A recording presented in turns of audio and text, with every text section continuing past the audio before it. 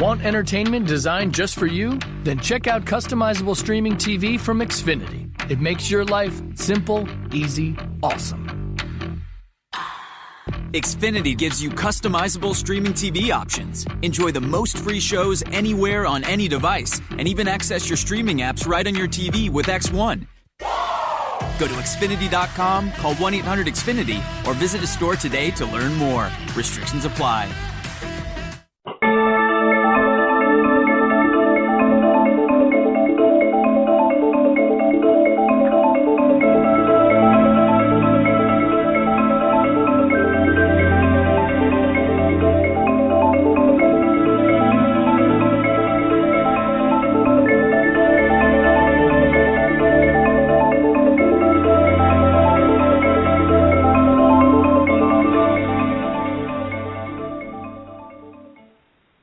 Aloha, everyone, and welcome to Aquarian Radio at aquarianradio.com. And I'm your host, Janet Lessin, with my co-hosts, Reverend John Polk and Karen Christine Patrick. And today we have a full house. We've got, we begin with Dave Cruz and Leslie Johnson, and we can't pull up their bios. So we're going to have them introduce themselves a little bit, but I just want John and Karen to say hi so people get to hear their voices. We're going to do a round table, and I recommend that when you start to talk, you at least say your name and say, this is Dave, this is Les, this is Karen, etc., so we can help our listeners understand who's talking. So, Karen, say yes. Howdy or aloha or whatever you say. Hello, this is Karen. I can't say howdy anymore. I don't live in Texas anymore. I'm now in New Mexico. I'm not sure what New Mexicans say except pass the chili burger. All right. Yeah, this is Karen. So glad to be with you. Really excited about our full house. Let's go. It's fun. Let's go. John. This is Reverend John M. Polk. I'm an international metaphysical minister. I'm a Reiki master teacher. I'm a medium, and I'm an author of a book entitled Yahweh, the Biblical God is an Alien, who Karen Christine Patrick actually was my editor for and did a magnificent job, and she's going to be editing my next book, which should be coming out in the next couple months, regarding the Blue people at the Experiencers Speak 4 conference we all saw, and there was over 20 witnesses. Excellent. So next we will have Dave Cruz. Come on down. Who are you? Hey, I'm Dave Cruz, and I am the host of the web radio show Beyond the Strange. And it's a show that we created for the listeners and by the listeners, pretty much. And we talk about all kinds of different things, from the paranormal to conspiracies, the supernatural, you name it. Anything that's not right, we talk about. Sounds awesome. I've never heard it, but I hope to tune into it, and maybe you'll have me on. Absolutely. So, Leslie, thank you. Leslie, who are you? Well, and please call me Les. My full name is Leslie Sims Johnson III. I was born in Richmond, Virginia, and majored in musical theater in college. I'm also a Reiki or white light healer and kind of like an amateur herbalist. I'm a producer for Fade to Black. I'm a producer, researcher, and co-host for Beyond the Strange with my brother over there, Dave Cruz. And coming soon, I'm also going to be co-hosting and being a researcher and producer for a podcast called Shift, Strange Happening Investigations, with the host Rick Sennett and his father, co-host Maurice Sennett. Excellent. All right, John, since you're the one that pulled this round table together, I'll let you start. Okay. Well, when I was at the Alien Snowfest last weekend, last Friday, Saturday, and Sunday, I met a young man who's age beyond his years. His name is Brian Bresler, but he's also known as Gigi, so let's affectionately call him Gigi. Young at heart and young in appearance, but very much a wise old soul in himself. And we opened a dialogue, and we hung out and ate food together and hung out with Jimmy Church quite a bit, him and his wife. They were incredibly great hosts once they found out that you were a Fadernaut. They took you in their open arms and, fed us, and they were just great people to be around. And Gigi started talking about the show Beyond the Strange. And I said, well, hey, I work with Janet Kara Lessin and her husband, Dr. Sasha Lessin, on AquarianRadio.com. We should cross-pollinate. And he said, well, I'm not exactly the person you need to talk to, so allow me to enable you to open a dialogue with Dave and Les. And so that's why we're all here today at this roundtable discussion. All right. So what are we going to talk about today, John? What did you prepare? Well, let's start with, because Dave's only going to be here for maybe another 10, 15 tops, because if I recall, he's got another show that he's got to work on this evening. So let's get to the chase, Dave. You grew up with a religious background in California, and then there's some family stories about your about supernatural, different spiritual warfares, witches, energy healing, etc. Then you had your first UFO experience in 1988 and the second one in 2015. Can you elaborate on those first two talking points for us? Yes, absolutely, John. Thank you very much. And what I want to talk, kind of relate to you guys, is growing up, especially in the 70s, it seemed like, the paranormal, not paranormal, but ufology more, seemed to have been starting to take off around that time. As far as, for me, I started noticing shows like In Search of, Ripley's Believe It or Not, those kind of shows. And that was kind of where I started getting into the ufology and more of the paranormal and conspiracies that we hear about today. I learned about Roswell at a very early age. I was always fascinated with aliens and with life on different, on other planets. And I've always loved sci-fi.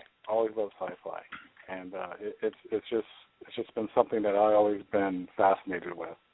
But yeah, the first UFO experience I had was at 18. I was at a New Year's Eve party. This is back in 1988, and this is when the 80s were coming to a close. So all of us got together. We decided we needed to have a party. But we were all out on my friend's deck, and we were all just kicking back and talking. And one of us looked up in the sky, and they noticed something was not right. They saw a bright light, and it almost looked like a firefly. It was zigzagging, they were just moving. It was just moving around. So we thought maybe it was a helicopter, but then we noticed it was getting farther away, and it was moving a lot faster. It was just moving around, and it wasn't a firefly, believe me. We heard no noise. There was no kind of engine noise at all. And as soon as everyone started looking at it, it just zigzagging in like a whoosh. It just went right up into the sky and disappeared. It was, we talked about it for a while after that happened, and we noticed that, nobody was talking about it in the news or in the newspaper or anything like that. So it just kind of, the whole thing just kind of went away for a while. And the other UFO sighting I had was just recently last year, and that was back in April, March, no, actually April, May. And what we saw at that time, because I was with my brother-in-law at the time, we were driving along, and we noticed that there was these red dots that just started appearing up in the sky. And the next thing you know, the sky was filled with them. It was like a ton of red dots. They were just floating around and moving around in different, patterns. We went back to where we were at with our families, and by the time we got back out there was people already out in the street, and cars were stopped. I mean, it wasn't just us. There was a ton of us that saw it. It was really, it was to the point where my daughter was freaking out. She was really scared, and she asked me if we were going to be okay, and I said, don't worry about it. We don't know what it is yet. And as soon as we started, trying to look closer to see what this was, the lights started actually just disappearing, almost like one by one. And this one light in this, a bright light in the center came in. It looked like a helicopter or a plane, but it also just came to the center of all those red lights, and the light just disappeared. It didn't go. I didn't see any kind of pattern that it left in. It just vanished. I've had some experiences, and you know what? I'm sorry, John. You were asking about the spiritual warfare and the energy healing, that sort of thing. I did. It was in your bio, so I thought it was interesting to bring up. Okay, I'm sorry. Yeah, I kind of skipped over that, but yeah, I was born in Oakland, California, and I grew up here in Northern California, near Napa Valley. And my family, well, actually, it's just my parents. They're from Mexico. They're from the old country. And there's a lot of lore that comes out of Mexico. There's a lot of urban legend, a lot of different stories that you hear. And some of those stories were about witchcraft and spiritual warfare that actually my family was involved in some of that. And what had happened is some I guess you would call it brujeria. It's Spanish for witchcraft. And what had happened is one of my uncles, he had a spell cast on him, and it was almost like he was in a zombie-like state, and he was really, really sick. And one of our elders in our family came and used a sort of, I don't know, like some sort of medallion or something to kind of wave it around over my uncle. It was really, I was really young. I was probably about 5 or 6 when I saw this, and all of a sudden he was able to just get right back up and like he was fine. And it's just stories like that really got me interested in the paranormal later on in life. Karen, you have any questions? No, that's very interesting. I actually lived in the Napa area myself as a young person in California. And I do remember that era of the 70s. It was like there were certain eras that had a lot of activity. The 50s had a lot of like a wave of activities. The 70s had a lot of activities, and there was a lot of books and magazines that came out. Was there any particular ones that you really thought helped you understand the phenomenon? It's funny because as a kid, I was so much more into TV. I didn't really do a whole lot of reading, but Nova was one of the magazines I remember, and it was also a TV show. And so when I watched it on TV, I was actually able to relate it to the material I read, growing up as well, and that got me more into the science part. And led me to questions like, is there life on other planets? Is there other life besides us? What was Mars before it became a red planet and inhabitable? All these questions, were at a very young age, and somewhere between, I guess, my young adult life and just recently, within the last 5 years. I hadn't really been around except for watching maybe X-Files or something like that. And I started getting more into, of course, I started listening to Art Bell, probably in my late 20s. And this is like, the late 90s or something like that. And I was really fascinated with that. And I learned a lot from that radio show. But I couldn't always catch it, we didn't, and the internet was still new, so nothing was really on the internet at that time. And then within the last couple of years, probably 3 years, I learned there was other shows out there, and I ran into a show called Fade to Black. And on that show was the host, Jimmy Church. And I remember listening to him, and I just wow, I couldn't get enough, you know. And so I started listening to his show, and that's how I met Les. And we've been, bros pretty much ever since. Awesome. Yeah, I think Art Bell is probably the progenitor of all of us. And I would have to say I'm a recent, can you say it, convert to Jimmy Church. But what I've liked both is his show, but also I've got in the chat room, and there's some smarty pants people in that chat room. I really enjoyed it. So we're going to be excited to know more and learn more. And he's really, we're missing Art Bell, who stepped down, but we got some really great people. It's now far and wide, this radio thing, including all of us. So we're making some noise in society. I think we're getting somewhere now with the depth and breadth of coverage that's going on nowadays. Thank you. Oh, absolutely. And I think that, us as hosts and creators of different, podcasts and live shows, we definitely have to stick together. We definitely have to reach out and network so we can let everybody know, because everybody has something to say.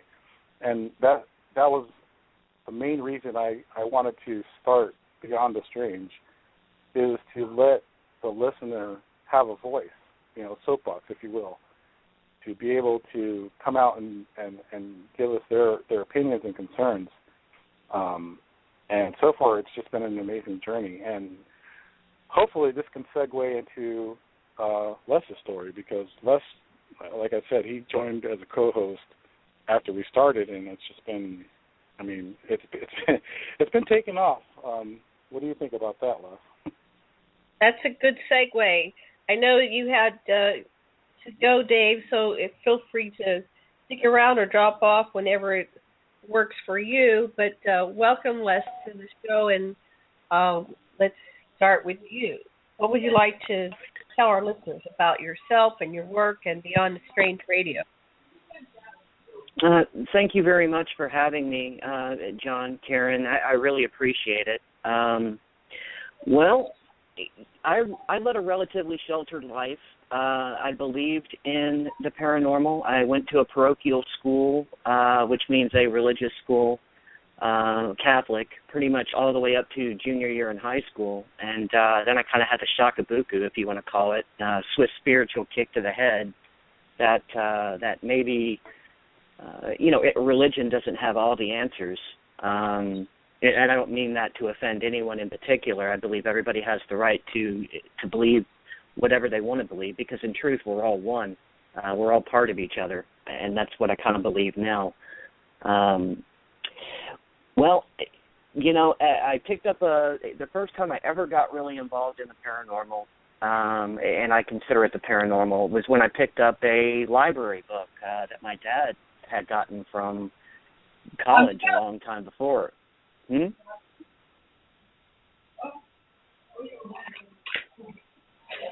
I picked up a library book that my dad had gotten before, and it was on Bigfoot. So, and that drew me in, and ever since, I'd just like Dave, I'd watched X-Files. I've watched all the mass media shows, Ghost Hunters, Ghost Adventures. I'm a little bit interested in everything. When I moved from Jacksonville, Florida to here in Asheville, North Carolina, I had kind of a little bit of, I don't know if it was the earth, if it was just the time or the area. I kind of had a little bit of a spiritual awakening, and that's when I really got interested in Reiki, in white light healing, and in herbalism.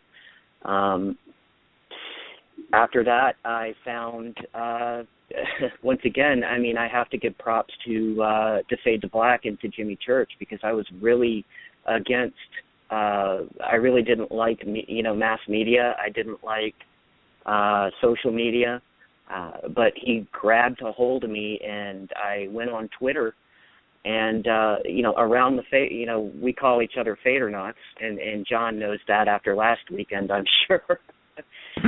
Yes. We are a very tight-knit, close group of people. We're like-minded. We're very intelligent. We communicate on more than just Twitter. A lot of us actually communicate, either face-to-face on social media, or we talk all the time.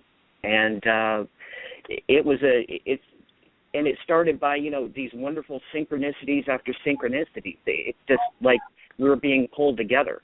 And I really have to thank Rita Kamurian and Jimmy Church for that, because without them creating Fade to Black, Beyond the Strange wouldn't be here. And, we have another friend who started another show, and I'm getting ready to start another show with another friend. And we all have the basic thing of everybody has a voice, everybody has a story, and they're all unique, and everybody deserves to be heard.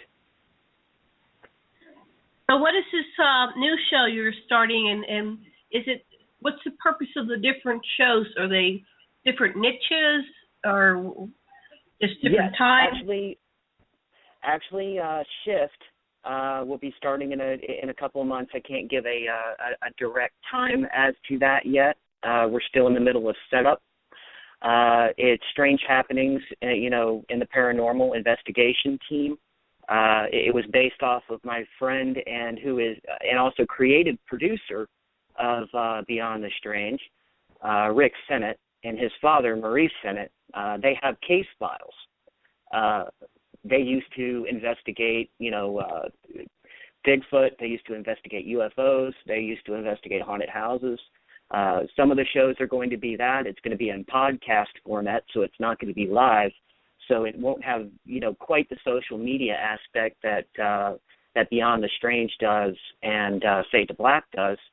But we're going to be basically doing the same thing. People who have a story, can come forward and talk about anything they want to. And the thing is that the subject matter that we all believe in, we all listen to, it's still got a cringe factor, and I'm kind of sick of that, because everybody should be listened to.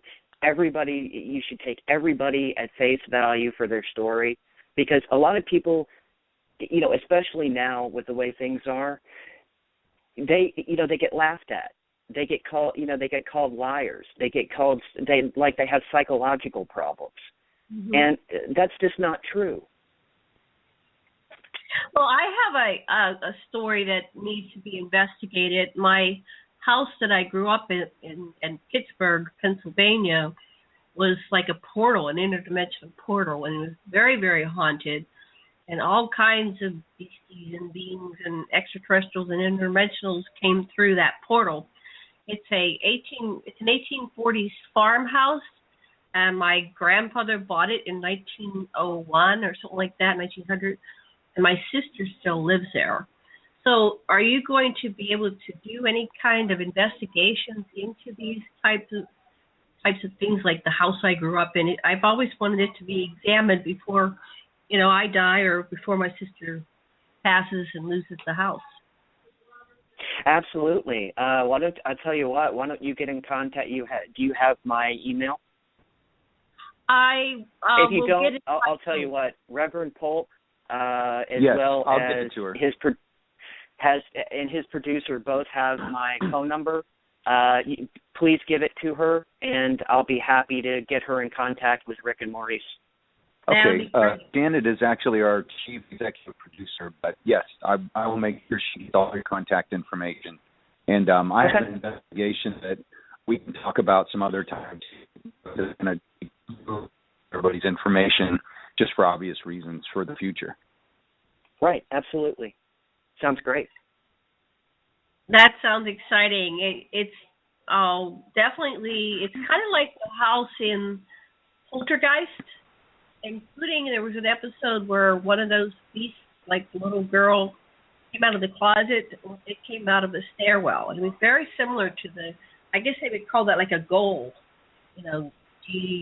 HOAL or something like that, gold with the big monstrous face, and it's kind of snarling. And it was it made the whole, the energy of the room picked up things. They were flying in like a vortex, whipping things around the room. It was very, very interesting. I had that experience when I was 16. But I don't want to take up the whole show, but I just wanted to mention that because I don't think anybody knows that part of what's happened in my life. So go ahead, Karen or John, do you have a question for Les?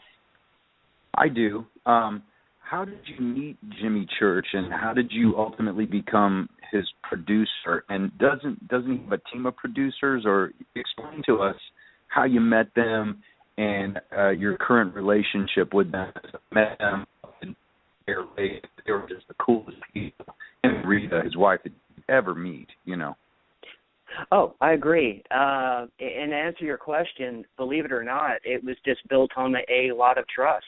It was, I did not meet them until Contact in the Desert last year for the first time. Before it was just phone calls and, direct messages, and, we had a lot of things in common. I had a lot of rapport. Dave Cruz put it this way. For some reason, people think I'm kind of like a glue in a way. I get along with everybody. I kind of am. Before I knew the word service to others, that's what I was all about.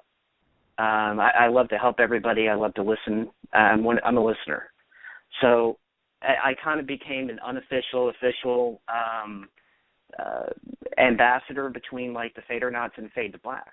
And that's how it started. And then from then, I also became something called the closer, which, every Thursday night I call in and close down the show. Read the credits, stuff like that. And it's mainly just a lot of phone calls back and forth. And, I do it because I love it. I do it because I believe in it. That's where a lot of the producers came from on Fade to Black. We believe in it. What's interesting is I emailed Jimmy and Rita the other day. A bunch of shows. I was on BBS Radio last night on Stargate Roundtable with Maria, and the show tonight, and I said, any statement or any quote like to provide, because we're going to talk about you, because of a fest, and he said, just mention Fadernauts in my show and we're good. I'm like, okay. You're breaking up really bad. If there's a way you can maybe move around the house, go to another part of the house, you might get a better connection with us. Okay. I'm so frustrated over this. I've been in the same spot the whole time. I understand. But go ahead. Whoever wants to talk, go for it. Okay. I didn't hear much of that. I apologize. No, John's been having problems with his phones lately, and I think he's going to get a whole new phone system. But, Karen, what would you like to say? What would you like to add? Oh, gosh, I was enjoying just hearing the behind-the-scenes of the show and the producing and how it goes. And also, I appreciated your comments about everyone has a story, everyone needs to be heard, and that, as podcaster, people need to stick together, because I sort of feel like we're on the cusp of going through what I call the main curtain, where we've been coming through, like you said, for a long time our stories have been cringeworthy and scary to people, and, you best be quiet or you bring a lot of ridicule on top of your heads, And that's always, at least in terms of studying the ufology side of the box, people don't realize that was kind of a plan. That there was, a plan with the Brookings Report and the Robertson panel to make sure that any time the UFO topic or alien topic was brought up, that they made sure it was a plausible deniability factor, or that it was brought up lighthearted way, so when you see it on the news, that they're kind of treated funny and they'll play the X-Files music and they'll just kind of act like it's a big ha-ha, or that it's passed in a fictional kind of way where it's kind of, what people's experiences are and what you might see on the screen are two different things, made more scary or made more silly. And that was a psychological op. So if everybody remembers Pavlov, the scientist who had the dogs, and he would ring a bell before feeding the dogs, and that's called, altering or behavior modification. And that's what's been going on, is that the whole topic of paranormal or UFO has to stay in its box. It has to stay in its genre and not infest the mainstream, consensus reality show, as I've often said. So, but the thing about it is because of the internet and people finding each other and all these shows, it's like we're giving a big permission slip for the conversation to start. Like, I think all the shows that go on TV and then now all the radio ones gives people a chance to just talk about it with each other. So the big discussion is now finally coming of all of us in society finally getting this out of the taboo area and into the mainstream. And I think it's important for all of us alternative media people to support each other, because once we've walked through the big curtain, it's going to explode, and there's so many shows now you think it'd be enough. But when we walk through the big curtain, now the whole society's talking about it, and we're ready to integrate these ideas as a society. We'll be so busy, and I know here at Aquarium Radio, our 2016 is already starting off really busy. And we're excited about it, and excited that anybody else is having success too as well. And I think the dialogue has really come up in quality of people sharing their experiences, because they're now getting the words to say what we want to say and the ideas and making the connection. And one thing I would say too is that I remember one whistleblower guy said, "Well, do you want me to say it the way it happened or the way it sounds good?" In other words, couch my story and change the details and make it sound more quote-unquote credible. When in fact, sometimes when you tell your story straight up, there's those one or two little details that will spark someone else. Oh, wait a minute, that happened to me too. And these events in people's lives are far more complex than what's often portrayed. Have you guys seen the quality of stories come up, people really willing to stick it all the way out there and say it straight up as you've been interviewing people? Yeah, this is Dave, by the way. Hi, you're still I can still hang out for a few more minutes, I guess. Oh, good. Yeah, absolutely. And I think that's one of the main things that we want to bring in Beyond the Strange, is not just as how many stories we can bring, but the actual, I don't know so much as vetted material, but we definitely want to get the quality out there. We want to make sure the listeners know that these are plausible stories, that these are plausible experiences, and I really believe that it's important because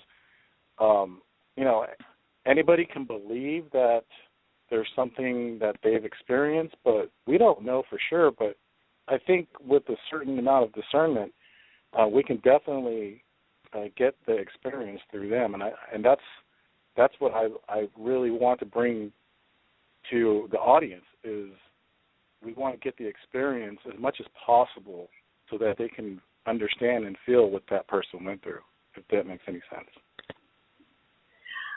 So I have a question for you, Dave, and Les, whoever wants to chime in, or you both can take turns. You've been interviewing all these people and studying the phenomenon since basically childhood or whenever you started. What do you think's going on? What's your conclusion, or at least your hypothesis, is at this point in the game with the extraterrestrials and the interdimensionals and paranormal? What do you think is happening? Kind of summarize it for us. Les, do you want to go first, or you could go ahead, Dave. I'll go next. Okay. I believe that there is definitely we're definitely in a time where ufology, paranormal, cryptozoology, whatever you want, everything that pertains to our genre, our community, I really believe that there is a disclosure that's going on right now, and that before we weren't really considered news or newsworthy, but I believe that we are the new mainstream, if you will. And what I mean by that is you're hearing it more and more in everyday life. There was a time where if I talked to a coworker about, a sighting I had, he'd probably laugh me right out of the office. and nowadays it's not so much far-fetched. And it's to the point where I believe that there's a lot of truthers out there who are getting through to people. I just wish it was a little bit faster, because there's so many things, not just with ufology, but with the people in the background, the 1% who are, in my opinion, are trying to run the world. There's so many things that are wrong that need to be right, and that's another topic for another show. But anyways, hopefully I elaborated a little bit more on that. That's great. Les? Well, I do believe that we're at a point in time where things are getting ready to shift. A lot of people are talking about it. I think more than anything, a lot of the sensitives are feeling it. A lot of people that I talk to, I have a lot of friends that are abductees, experiencers, telepaths, empaths. We've got a lot of very sensitive and amazing people that Dave and I are friends with. And we all feel it. We feel the energy coming through the earth into our feet. I think we're kind of experiencing it right now. I do believe that shift is coming, and I believe it's coming sooner rather than later. One thing I think that small podcasters like us are doing we're gathering together. We're getting all these small groups together. We're becoming, and all these small groups are becoming a bigger consciousness. And as David Wilcock likes to say, the more people that know what's going on, it helps our co-created consciousness actually create that reality. So I believe it's coming. I believe the thing is we've got to get rid of the drama. We've got to, we have to work together to get there. Otherwise, it's just never going to happen. We can't let the mainstream, we can't let the cabal, whatever you want to call them, the Illuminati, the 1%ers, the 0.1%ers, whatever you want to call them, they're trying to trip us up, and they're trying to feed us BS, and they're trying to keep us off what's really happening. And it's going to happen sooner rather than later. I just, like Dave said, I can't wait till it does happen.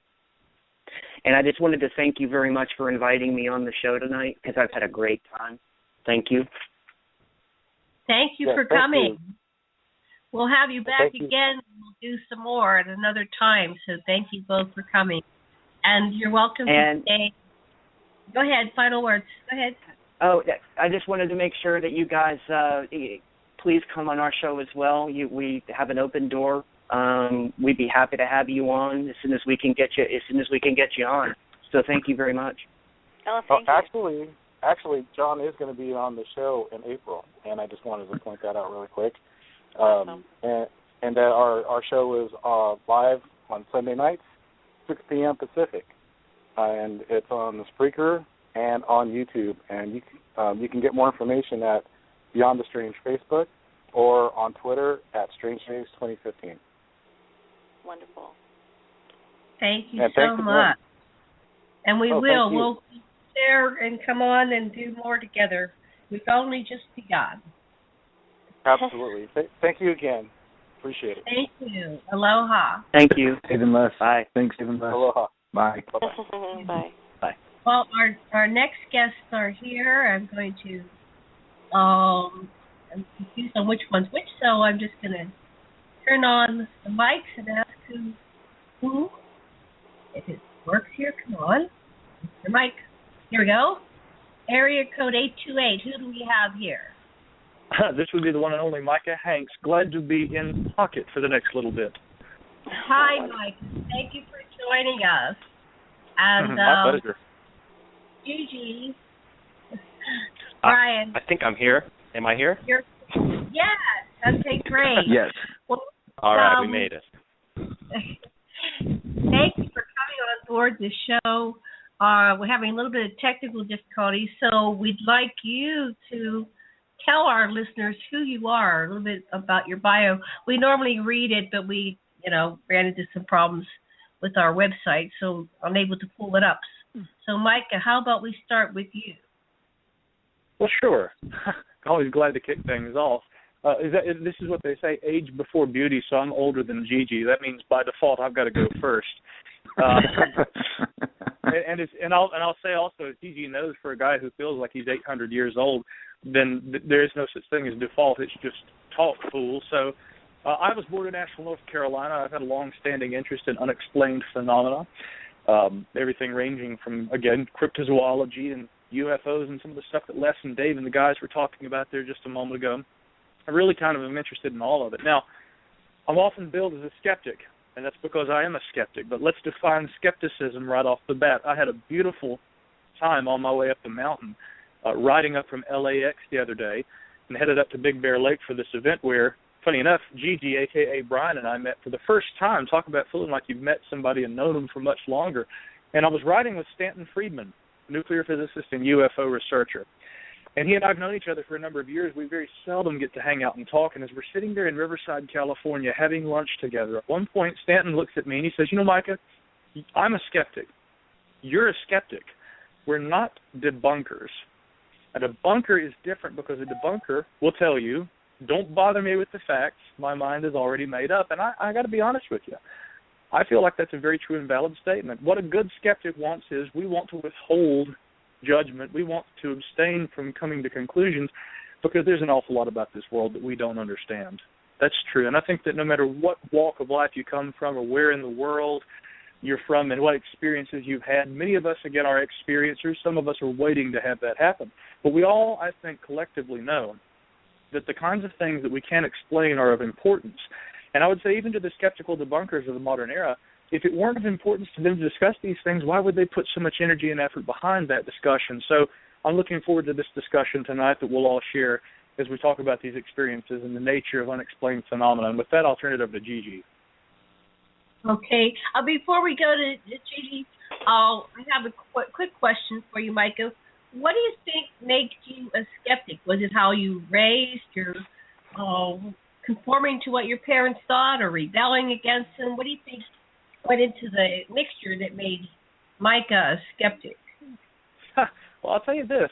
My mom and dad gave me a lot of literature about Bigfoot, a lot of literature about UFOs, a lot of literature about ghosts and hauntings. I've gone into this with, I think, an attitude of, well, of course these things exist. And I don't dispute that, by the way. Again, unfortunately, I think that the term skeptic has been kind of co-opted these days. When you say you're a skeptic, people go, oh, God, get away. But the truth is I know people who've seen UFOs. I know people who tell me that they've seen Bigfoot. I know people who, dear friends, who say, you know what, I have seen a ghost, I've seen an apparition. My question is this, and when I say skepticism, I mean in the philosophical sense of that term. How do we know what we know? See, this is epistemology, really the science of truly questioning and how do we collect and how do we interpret knowledge. So I look at something like a Bigfoot, and people say there's no way that a creature like a Sasquatch could exist. Okay, again, your modern skeptic would say that. Again, in the purist sense of asking the right questions, I would say, well, again, what is a Bigfoot? It's not very different apart from maybe size and, of course, an ungodly amount of hair from you or I, from a human being. We know human beings exist, so what's the problem with asking why a Bigfoot couldn't exist? Question, do we need to redefine what we think a Bigfoot is so that we have a better understanding of what this may or may not be? Same thing, I think, goes for UFOs. People often are very beholden to a so-called extraterrestrial hypothesis. But the thing with UFOs, and I'll promise I'll be brief because we've got to get to Gigi here, but again, do we not have a number of competing theories for what a UFO might be? I mean, think about the interdimensional hypothesis. Think about the concept. And this sounds like sci-fi to a lot of people, but I think we're in good company here. We can all open our minds to possibilities, time travelers from the future, an interdimensional phenomenon, or even something that stems from within the lattice of a substructure, a matrix-like inner working of the universe in which we don't really fully know our own place. Yeah, there may be the ET hypothesis just as well, maybe even some sort of a concept of crypto-terrestrial, some phenomena as yet undiscovered that comes from right here on Earth. Look at all the range of possibilities. When you begin to really think about things on these terms, you realize that to be truly skeptical is to be open-minded.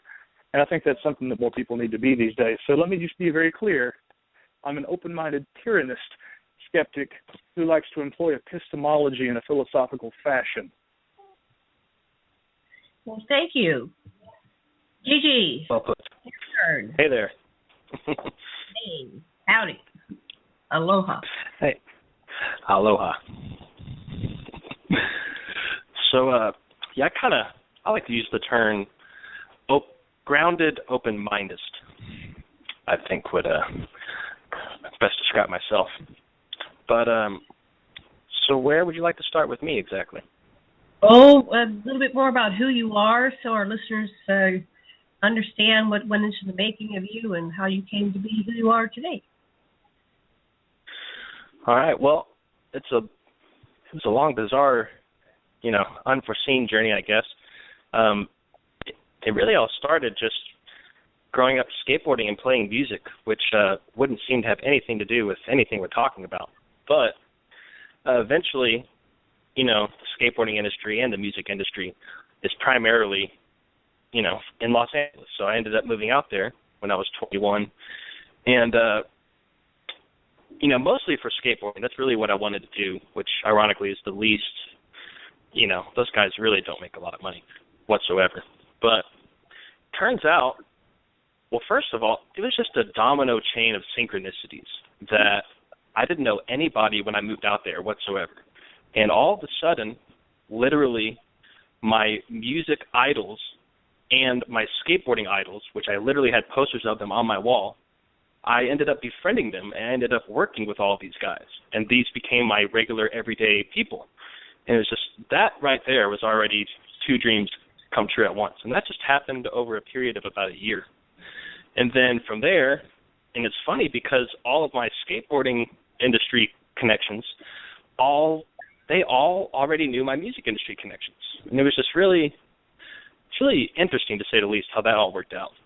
But, so eventually, I ended up, through both sides, I ended up, long story short, a lot of these people's legal teams, for some reason, all trace back to a single source, which is the same legal team as this corporation, which I will say one time, their name is Tau Creative. Honestly, I don't talk with these guys anymore. I'm not sure if they're still around, but at the time, they were at the top of their game in artificial intelligence and in 3D without glasses technology, which is funny because this is 5 years ago. They had it fully refined. I mean, it was ready to go, ready to launch. They had deals with cable networks and whatnot. And for some reason, still to this day, well, I mean, I know a little bit of what those reasons are, but, basically other major corporations that had already invested, which we all know who they are, had already invested hundreds of millions of dollars into 3D with glasses technology without foreseeing that there was a possibility of without glasses. And because of that, we were seen as a threat. And a lot of bizarre things, very bizarre things happened. And, I really should tiptoe my way through the story here at this point. But now you got my curiosity. I mean, okay, so at first they were trying to sell, and then they were trying to pay us to just stop, but they didn't want to, which on the second offer, I personally was like, hey, listen, they're offering a lot of money. Let's just take that. But no, they wanted to keep going with it. And a lot of foul play and a lot of, everything under the sun, from phone tapping to being followed to the point where, as bizarre as it sounds, there was a police officer, looked like a police officer from the cameras and stuff, that had broken into our office and was trying to steal blueprints of both 3D without glasses technology and artificial intelligence. And then at that point, right after that point, stuff got really weird, and basically I kind of, I just kind of said I quit. and I just bailed altogether from the Los Angeles area and went back to Texas. But what I found out throughout that whole process was, those guys at that corporation, it's really interesting. All of the most power position-holding people in these corporations, I come to find out, all have very bizarre occult beliefs in reality and spirituality. And, I mean, there's not but a speck of difference, no matter which corporation you're talking about. It all boils down to this really small circle of people that kind of have their hands in all of these different companies and corporations. And it's almost like, if technology isn't being released according to their plan, some small corporation like Tao, I said it again. If they come out with some technology better than theirs, that's just absolutely not going to work, and they will bend over backwards, breaking all kinds of laws and whatnot, which they never seem to get in trouble for, which is another interesting thing, to make sure that doesn't interfere with their course of action that they have planned already for the technology. And so at that point, ever since then, always growing up, I've always been interested in the paranormal and UFOs and conspiracy theories and whatnot. But after all that, it was pretty clear, hey, these people aren't just talking about nothing. That's what these guys are talking about too. And that's actually how they operate in a lot of cases. And so ever since then, I've been extra fascinated in all these topics. And basically, starts off with Coast to Coast. Then I found Fade to Black. And then through Fade to Black, ended up meeting Les over at Contact in the Desert, like he was talking about. And then from there, the whole Fade to Black audience, it's almost like a big family. And we all communicate with each other every night for the last couple of years. And it really is a family thing. And it's just been an amazing experience. And through that, I end up, now I collaborate with Les and Dave whenever I can on Beyond the Strange. And it's, I get to go to these events, thanks to Jimmy and Rita, by the way. Jimmy and Rita are the coolest people ever. And they always make sure I'm able to make it to any event that I want to go to. And I can't say enough how much I thank them for everything. Me too. I need somebody like that in my life too. Well, that's fascinating. I want to pass the baton over to John. He hasn't spoken for a while, and then to Karen, and then we'll go back to Micah. John, are you there? I am. Since we're talking to Gigi, but Gigi and I have...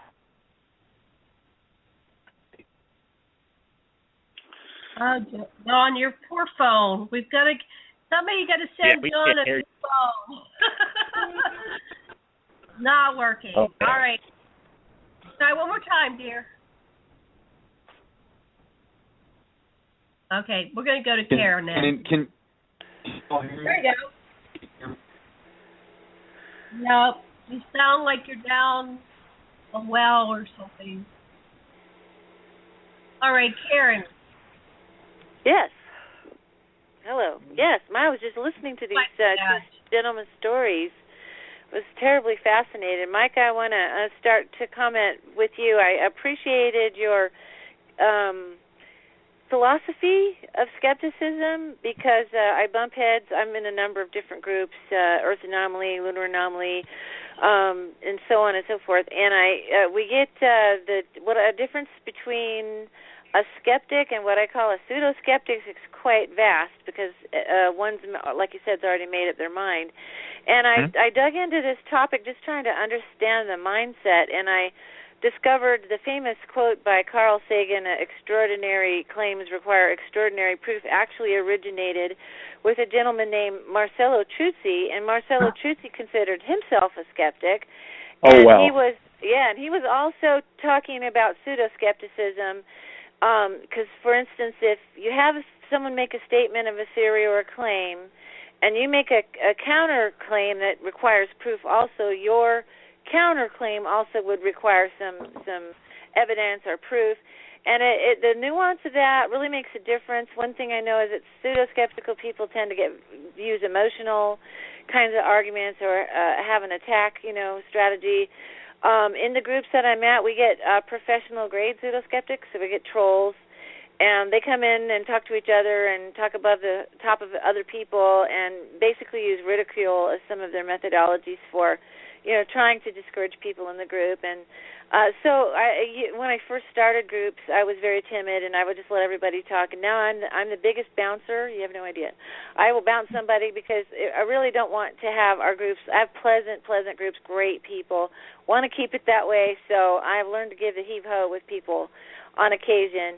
But, no, I understand that. I think I have a few little nuanced things about I tend to be listening to the believer and let them tell their own narrative more because that is their experience. And I guess I have a bit of a trouble with the concept of we can't say this or we. I call it the royal we. So if we're talking about an experience who's seen, let's say, a UFO, and then people come in and say, well, we can't say that was a UFO. Well, if you were not there and that person couldn't identify the flying object, I think that the experiencer needs to be fully heard out on what their experience is, and then we can go ahead and add it to all the different cases and do the broader case study more in the vein that you were talking about. But I want to say to some people, you might think you're a skeptic, but your behavior shows you're pseudo-skeptical because you already made up your mind. This is a big human discussion, and it requires good faith. And if you've achieved that and other people have achieved that, then I welcome that. I think that's a good and positive thing. So go ahead. Well, Karen, I think we just became best friends.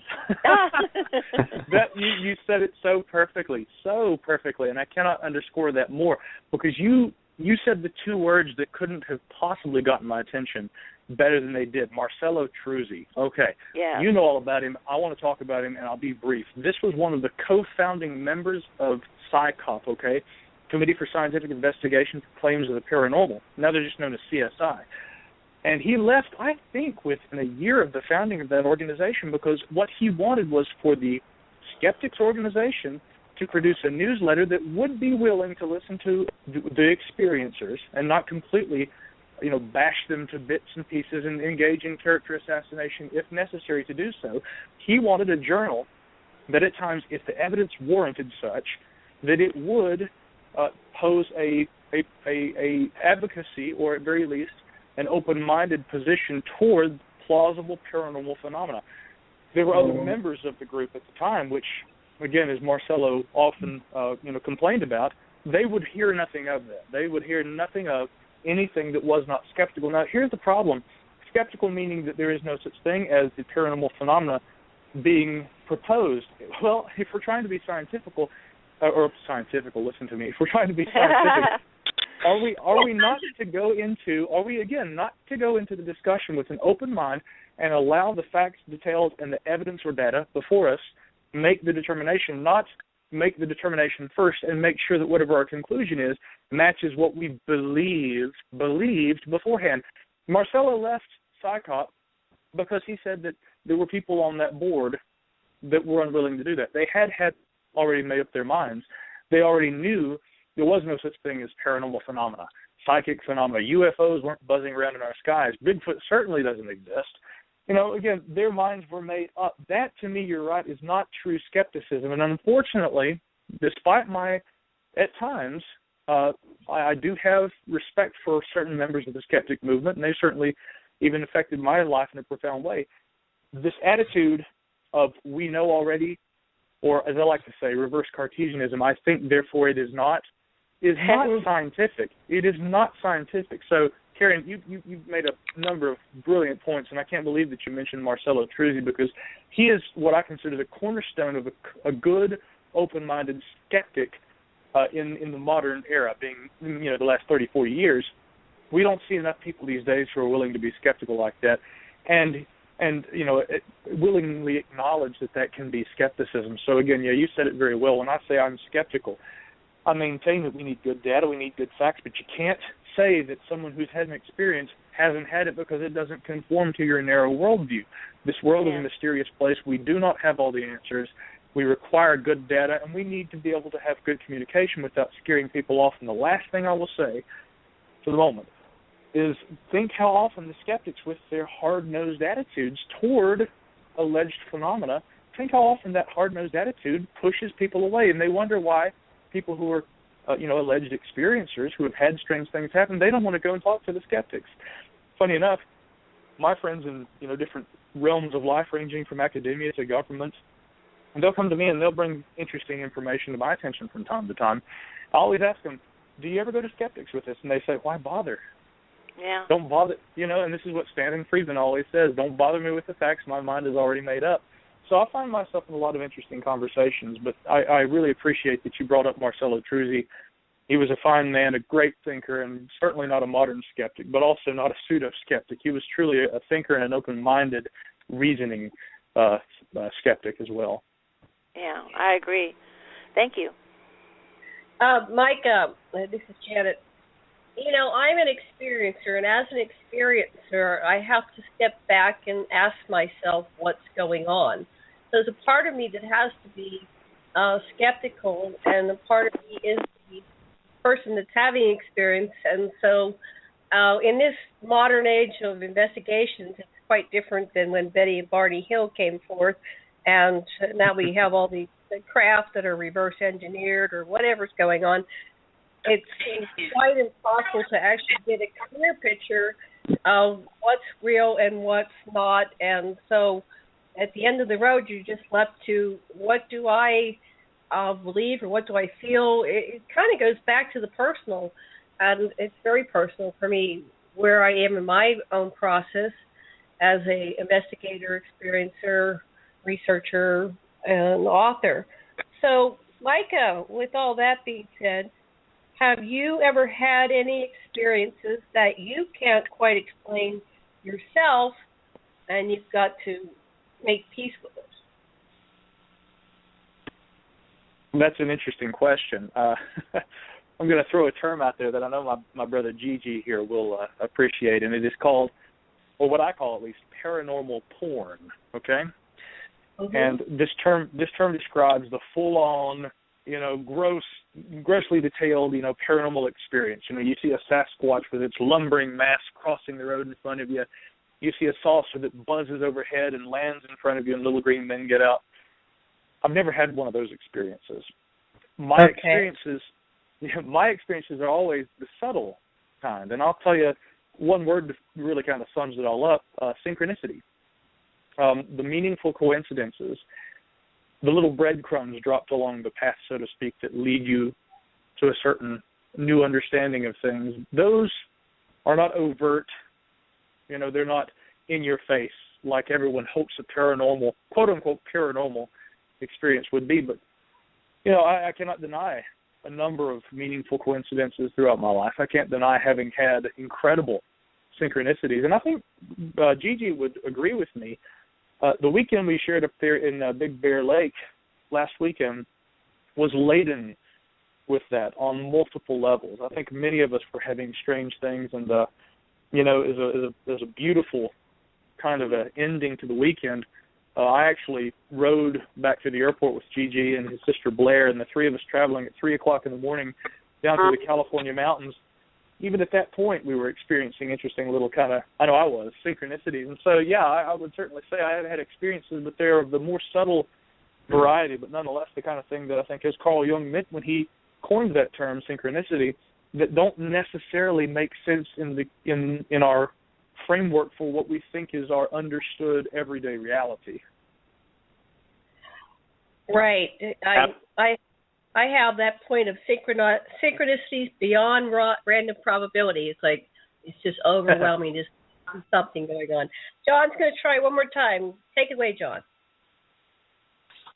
Hopefully you guys can hear me okay. How do I sound right now? Yeah. Sound relatively good now, yes. Really? Okay, I switched to speaker instead of just the phone, so hopefully this will work out. The Brown Mountain Lights, do you live in the Asheville area, if I recall, Micah? Yes, Brother John, or Reverend as I like to call you. I do live in the Asheville area, and yes, I have researched the Brown Mountain Lights for about actually more than a decade. So yes, to answer your question. Okay, so let me further that. are they UFOs, or can they be explained scientifically, or both? How do you break that down? What's your research telling you? They are UFOs. If there is an aerial phenomena, an illuminative phenomena being seen at night, they are UFOs by definition. But, of course, again, when Edward Ruppelt back in the 1950s first coined that acronym, it was merely meant to be unidentified flying object, and it was intentionally vague because, again, the popular term at that time, as we all know, we're in good company again, flying saucer, didn't really effectively describe the range of phenomena that really constituted the broader what we call UFOs. Again, we had disc-shaped craft, which really might have looked kind of like saucers, but we also had these strange cigar-shaped craft. We had all kinds of things. By definition, unidentified flying object would qualify. The Brown Mountain Lights are that. Now, I will tell you this. My own research with the Brown Mountain Lights, and I showed some photographs of them at the Alien Snowfest over the weekend, some photographs You did. Yeah, these were supplied to me by two friends of mine. I wasn't there the night the photos were taken, but the photos were taken by friends of mine who I have multiple times done. In fact, I met them at Brown Mountain. Their names are Bill Fox and Bob Ashmore, dear friends of mine. They formerly were with Bell Laboratories. They're a couple of engineers, but they're not just, looking for a hard science explanation for this. These guys are very, I'd say, deeply spiritual and very open-minded, coast-to-coast listeners. We have a great time going up there. We take photographs. We do look at this scientifically, but I'll tell you something. Well, scientifically, I think that there is some sort of a phenomenon that is very similar to ball lightning or what some call earthquake lights. Again, some sort of a plasma formation that occurs spontaneously, naturally, and somehow creates self-contained illuminative spheres of light that change color and move through the air in very strange ways. There are people in that region that describe strange experiences, and I'll be very brief. I know we've got a short amount of time. Cindy Peters, a good friend of mine who owns the Parkview Lodge, which is right down there outside of Linville Falls, North Carolina, many years ago took a group of people from Charlotte, North Carolina, up to what's called Wiseman's View, one of the best viewing locations for seeing the lights. At one point, a light appeared on the top of Table Rock, and it drifted across the gorge and came very close to them. They said that the light was just a few yards away from them at one point. And she said, we all felt this strange need to gather together like we were about to have our picture taken and just say cheese. And they did. She didn't remember anything for a number of minutes. She says her next memory had been sitting on the stone steps that lead up to the area where you can view Table Rock and Hawksbill Mountain in the distance. And she was sitting there weeping, very, very sad, and someone had their arm around her and they were consoling her. Well, they all went back down to the Parkview, and the next morning she went to breakfast and was talking to everybody, and she said, hey, guys, what do you think about that light show last night? Now, Cindy had seen the lights many times before, and she said that strangely none of the people there at the table talking at breakfast really wanted to talk about this incredible experience they'd had the night before. Now, I've talked with Cindy many times. This video, you can find it on YouTube, in fact, of her actually telling the story. She's never, ever changed the details of the story. I couldn't tell you what actually happened, but she said, I'll tell you this, it felt to me like maybe I had some sort of a missing time kind of thing, as we hear the term used in UFO literature. I don't know what happened, but certainly it was a strange emotional experience for me that night. And you do hear stories like that from Brown Mountain, and just as well as those with the scientific perspective that it is something akin to earthquake or ball lightning kind of manifestations. Interesting. I've met other people that live in that area. The last UFO conference I went to, I met a young lady who said she could see them from her front porch, living just outside of the Asheville area in North Carolina. And she'd sit out on her patio and watch them like 5 out of the 7 nights a week. She said she could see something. Pretty amazing. Oh, yeah, and you guys should all, every one of you, come to Asheville, and I'll lead a group. We'll go down and we'll see if we can see them. Sounds like fun. It does. Okay, haven't heard from Gigi in a while. Hey there. Hey, what would you like to add to the conversation? I don't know. What would you like me to add to the conversation? Go ahead. Hey, Gigi, can you talk about the 138 experiencer story you had? Absolutely. Yeah, this is one of the most WTF moments I've ever had in my life. Yeah, I was telling John and Eric, at the conference, it was John and Eric I tended to hang out with, well, outside of Micah as well, obviously, but, John and Eric I definitely hung out with quite a bit, and I ended up sharing the story with them. And, so, okay, this is in, I live in Austin, Texas. Well, I'm in Oceanside, California right now, but usually I'm in Austin, Texas. And so I'm coming home from downtown Austin. So it all kind of starts off where I get in my car and I'm heading home. And I particularly, for some reason, recall that the time was 1:38 in the morning when I left downtown. So I hitch over a couple of blocks and I eventually get on the main highway there, which is I-35. And I-35 is kind of like the 405 in Los Angeles. It doesn't matter what time of day you get on there, there's always a whole bunch of cars on there. I think it even, some people try to say it's the most traffic-filled highway in the country. So when I get on the highway, the first thing I noticed is there are no cars going either way. Not my direction, not in the other direction, which is absolutely, you would have a better chance of getting struck by lightning twice in one day in unrelated incidents than hopping on the 35 and not seeing any traffic. You know what I mean? So I hop on, and I notice that. And as soon as I notice that, that's kind of where the gap in the memory, or that's exactly where the gap in the memory starts. Next thing I know, I'm at my apartment complex in the middle of making a turn. It's not like I blacked out or passed out or anything like that, or fainted or anything. I was in the making a very controlled turn when I came to, which, mind you, I had to go through all kinds of stoplights. You have to make a U-turn. You have to enter the gate code. I did all of that with no memory whatsoever. And so all of a sudden I'm coming to, and I'm about to pull to my parking spot, and I pull up, and I look at the clock, and it was 4:22 a.m., which I live about 15, maybe 20 minutes tops drive from where I left downtown. I left at 1:38, and all of a sudden I blank of memory, and I'm at my apartment complex, already in the complex at 4:22 in the morning. So, that's several hours that went by, which is really quite unexplainable. There's no reason why it would take 2.5, 3 hours to get to my place when it's only 15 and 20-minute drive away. And on top of that, it just so happens, at the time I was going to school at the Art Institute, and by night I was delivering pizza. This was a couple years back.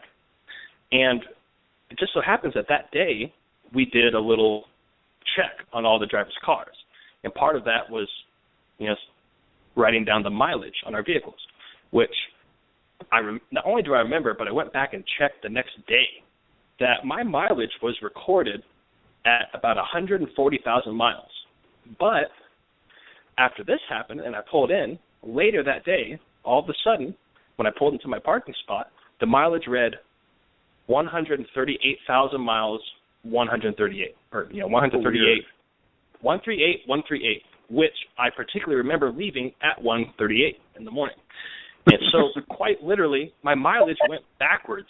And even if you try to explain that as a malfunction, that the mileage, was going the wrong way, there's no way I drove 2,000 miles in 2.5 hours or 3 hours. So, like I said, and another interesting thing was, I was pretty tired when I left downtown. But by the time I pulled into that parking spot, I felt completely rested. I was not tired whatsoever. And, like I said, just WTF times 200. It totally doesn't make any sense whatsoever. The mileage went backwards. The number coincidence. I don't know. I don't know what happened. I have no idea. If you were to make up a story, Brian, what do you think? What would your story be about what happened to you? Well, what would my story be? If you were to make a story about what happened, what would it be? Well, I think it's probably obvious to anybody that's interested in these sort of talk shows. There's a lot of similarities to other events that people contribute to alien abductions and whatnot, or some people contribute to, secret military abductions or what have you. And I fully acknowledge that. I just don't have any proof of that. So I wouldn't. Just imagine, just for this exercise. I'm sorry, say that again. You cut out just for a second. Let's put aside any need for proof, and let's just imagine for this exercise what you think happened. Make it up. Make it a story. Well, imagine. Yeah, well, as far as all the stories I've heard, it definitely seems to fit the mold. Yeah, I guess I would have to go with, some sort of intervention, I guess you could say, by somebody or something that has quite a bit more of a grasp on physical reality than the average citizen. Is that a good answer? Yeah, it sounds like they have a good sense of humor. Setting it at 138 to 138, et cetera, et cetera. Anyway, it's just interesting when you make it up. If you imagine, make it up, where are you making it up from? So if you can let yourself make it up, sometimes you can hit pretty much close to what actually was. But of course, we're all influenced. That's the whole problem. We're all influenced now by the lore. It's not like Betty and Barney Hill, who had no influence whatsoever. So we tend to jump to conclusions, and it's hard to be objective about what you're even talking about. Anyway, I run into that all the time. I just tend to go with the story and let it unfold, and then worry about, whether it's real or not later, because the story has something in it for you. There's something message that either the universe is delivering to you or your subconscious or psyche or, the Matrix is trying to get through to you. There's always some relevance, even if you make it up. I might just very briefly, if I might say, this is Micah, by the way. Janet, what you outlined there was really well said about, trying to be objective in the face of all of the information that we have at our disposal, some of it good and some of it possibly not the best representation of what's actually happening. But yeah, you absolutely defined the necessity for objectivity when we try to interpret these experiences. And also, I just want to say, I think, Brian, you did a very good job without committing to something that may be completely off base, trying to define what you had happen to you. But let's just be very clear in pointing out that temporal phenomena, or the apparent presence of missing time. Oh, John, you're cutting out there, buddy. Oh, there you are. So, the apparent presence of missing time and these kinds of things is sort of a recurring motif in these unusual experiences. So. Yeah, and I would definitely say I could at least say I don't believe it's a coincidence whatsoever. I think there's definitely a meaningful experience behind it. It definitely rocked my world. I was tripping on that for a few days, and telling some close friends of mine, and I'm a lot like Micah. I just, there's like I said before, I try to be a very well grounded, open-minded, and there's not a lot of hard proof there, but at the same time, there is enough bizarre coincidences as far as nobody being on the highway, as far as the 138, as far as me feeling well rested when I got back. Clearly, that's not your everyday happening. And actually, with that said, I'm curious to know, Janet, what would you, as far as all the information you've gathered over your years, what does that most resemble to you? What do you think happened there? If you don't mind me asking. Good question. It's hard for me to speak for somebody else, but it sounds like you've got some missing time, so and then you have the added I call it the joke, because these extraterrestrials are jokesters. They like to leave you things that make you ponder. Besides the missing time, you've got the numerical thing that's going on. I think if we were to regress you, we would get more details, if not the whole story. But that would be, as a therapist, I'd say, okay, that's a really good one to explore. Let's go into, a hypnotic regression session and see what emerges from you. I'd be reluctant at this point to interject my opinion because that would interfere with your experience if you were to go into some kind of regression to, get the story. It's just like as a therapist, we all need to unfold their own story, and it's kind of like ruining the end of the book for them if we go and interject our own opinions. But it sounds like something that I would definitely, as a counselor, come on in, or we can Skype it. I mean, I'm not trying to sell any services, but I would, if I were you, I'd go do something. I'm curious, though. I like to do more of those types of things. Some people just let them go, and they go, okay. Was it a positive experience? Did you feel you felt better after it? So that's one of the indicators that you might want to look at it more. Yeah, and I definitely, actually immediately after that, I contacted several different hypnotherapists because I'd never contacted a hypnotherapist before. But at that point, I was like, okay, I need to know what happened here. And I contacted a couple of hypnotherapists, and there's a little bit of correspondence, but I ended up not doing it, I think, initially because, honestly, I think I was a little nervous to find out what happened because I feel like I have a rough idea of, the kind of scope of what was going on there. But at the same time, there's a little bit of fear there where I just, sometimes you just don't want to know. But at this point, it's been so long, I would be very interested to go through regressive, hypnotherapy and just see what comes out of that doesn't add up to what happened. You know what I mean? Right. Well, I'm glad I did. I went through years of it, going through many episodes, and there's even more mysteries. And there was always something powerful in it for me. Even if there was a lot of emotional release around something, the psyche often perceives these things as quite traumatic, and then it's like looking at the boogeyman, right? And then it's like, oh, that's what it was about. And I'm very grateful and thankful that I've gone there because now I know more of my story as an eternal being and why I came to Earth and my mission here and what it's all about. But it's in your own time. I don't push anybody, and I encourage you to, when it feels right, to go investigate it further. Definitely. And with that said, is there anybody in particular you would recommend for regressive hypnotherapy? My husband is excellent, but I'm biased.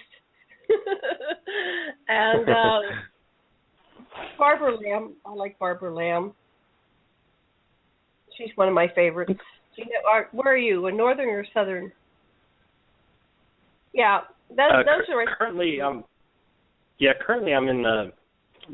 Currently I live in Austin, Texas. I might be moving out to California soon. I'm not sure where they're at. But you can do Skype sessions. We're doing one on Saturday, tomorrow actually. So you can do Skype. Oh, really? Yeah, it works okay. I mean, people all over the planet, and I know Mary Rodwell does them all over the planet. So we're going to be doing one tomorrow. So I'll let you know how it goes. But we've done them before, and so you just have to get into a space where you can, be comfortable, lie down. Turn off all the noise, make sure nobody bothers you, and turn off the phone and everything. Yeah, and really, I was, like I said, I was kind of nervous about doing that at first, but it only lasted for about a month, I would say. And then after that, honestly, I kind of forgot about it. I didn't think about it much until the Alien Snowfest conference, actually. Talking with Eric and John in particular, throughout the conversation, what they were talking about just rung very familiar with that experience, and I ended up bringing that up. And I guess that's kind of one of the main things John was interested in, and that's kind of I guess that's initially what we bonded on was that experience. And I know John's had his fair share, and so I really didn't think of it much until the Snowfest, and that kind of re-brought it up. And I've actually been thinking about it a lot this last week or two. And I feel like I'm totally I'm totally ready to get another perspective on that, for sure, to say the least. Well, that's a good segue to the Snowfest. John and yourself and Micah were all at the Snowfest. And how about, we've got about a half an hour left. Let's talk about the Snowfest. It's interesting when we do these conferences and all the different speakers and investigators. It's not just about who's up on the podium, or doing a PowerPoint. It's about the energy of the people that gather together and the conversations behind the scenes and at the dinner or luncheon tables and putting together the pieces of the puzzle. So for the three of you, and you can just pass the baton as you feel you're finished, what do you think you got from the conference? What did you learn? What insights, etc.? Who wants to start? Yeah, I think, like I was telling everybody, not everybody. Micah, didn't you say you haven't been to Contact in the? That's right, you haven't been to Contact in the Desert before. And I was trying to, I was explaining to him at first, like, it's the most amazing thing ever, and there was so many people there and a lot of good energy.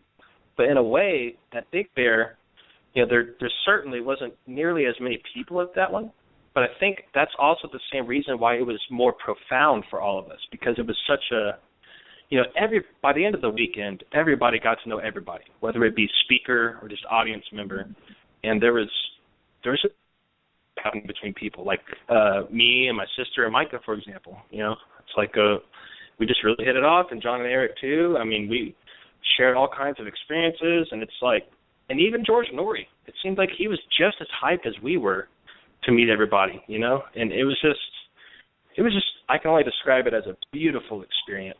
And I would highly recommend to anybody, I know they got another one coming out later this year, but any of these kind of conferences, it's really, especially if you're an experiencer or even if you're just fascinated in these topics, it's just the coolest experience to get to meet these kind of people and to feel that kind of energy. There's a certain frequency of a vibe that you only get around this sort of community that you genuinely do not get just in your average day hanging around downtown Austin, for example. You know what I mean?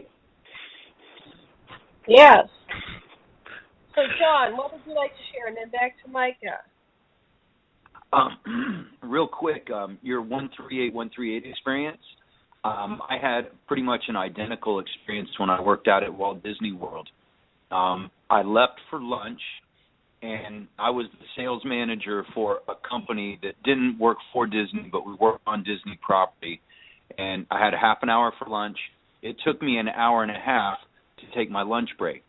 And whenever we would take our lunch break, we would have a manager or a floater fill in for us while we were gone. And where I was always on time, this one day I was a full hour late. So I actually had proof that I was late. And everybody accused me of playing hooky or doing whatever I was supposed to be doing. But I drove to Wendy's, got a hamburger, french fries, and chicken nuggets and a Coke, and I drove back to work. It always took about a half an hour. I would always eat in my car for me, and then chewed me out really hard because I'm the sales manager of the company, and I swore up and down that, I didn't do anything wrong, and they didn't believe me. And, I was 29 back then, which was a long time ago. I'm 46 now. And to this day, that's my vindication that what happened actually happened. And Linda Moulton Howe actually talked about how your whole vehicle can be taken up on a ship. That was one of the things she mentioned during one of her two presentations, which was pretty incredible. It made me think of you, Gigi, and what happened to me also. So I'm not going to say what I think happened to you, but I know what happened to me. And I can't really still prove anything, but one thing I can prove is that I was an hour late for something that took a half an hour to drive and do. So getting back to Micah, hey, Micah, you were the opening speaker, if I recall, and also did MC work off and on throughout the whole weekend, and you did a magnificent job. You're a brilliant orator. But I wanted to touch on some things. Your podcast, the Micah Hanks program, the Gralien Report, the Middle Theory, you want to talk about those? And then also speak about some of the more popular TV and radio programs in which you've been a featured guest?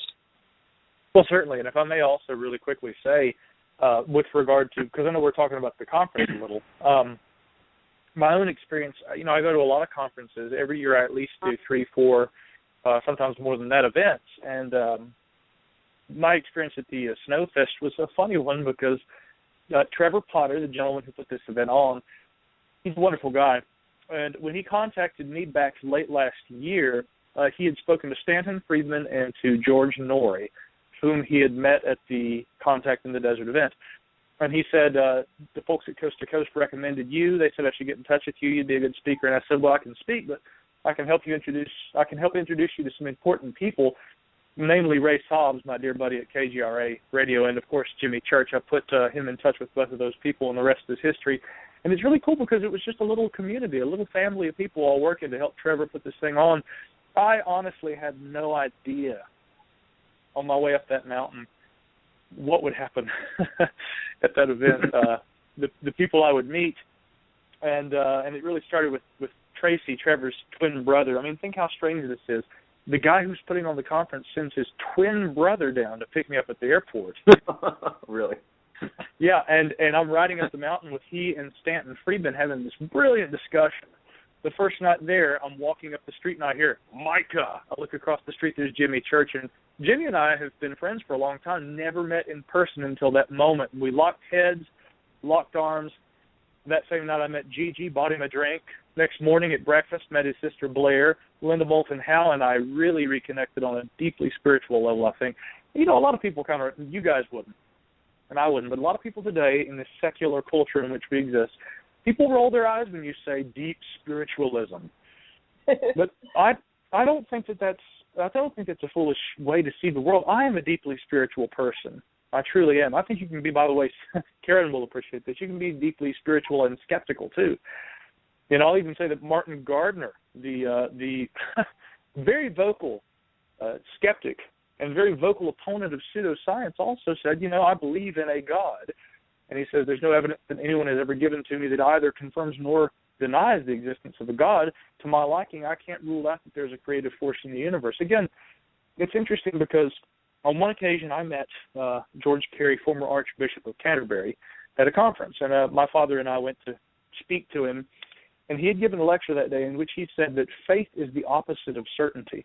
In those things which are known and quantifiable scientifically, we can be certain in the sense that we have facts and that we know things. But in those things which we have some limited understanding of, but for which we have no full, complete data set, in which science fails us, that doesn't mean, therefore, it is not. I think to me it merely means that this is where, at times when warranted, faith steps in. Because I think we all do feel that there are certain things that we can't explain, that we can't quantify, that we can't put in a bubble or put in an Erlenmeyer flask and swirl around and pour out and study in a petri dish. There are certain things that we all feel which we have yet to grasp.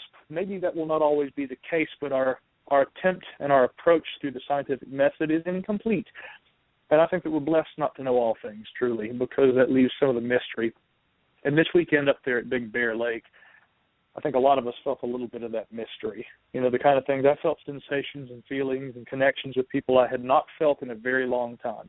And I could never have guessed on my way up that mountain with Tracy and Stanton, as strangely esoteric and unique as that experience with these two guys was, I couldn't have ever guessed that conference would be what it was. And just like Gigi had said, I think it was the limited number of people, the close quarters. We were all sharing time and sharing space because it wasn't a mob of people. It's a small group of people, many of us who felt more like family than just people we had met over the course of this weekend. Reverend John, you were like that, he comes right up and, again, it's like you meet somebody you've never met before, but you remember what I said to you. I said, but don't go away because I was so busy. And I said, but don't go away because I want to talk to you.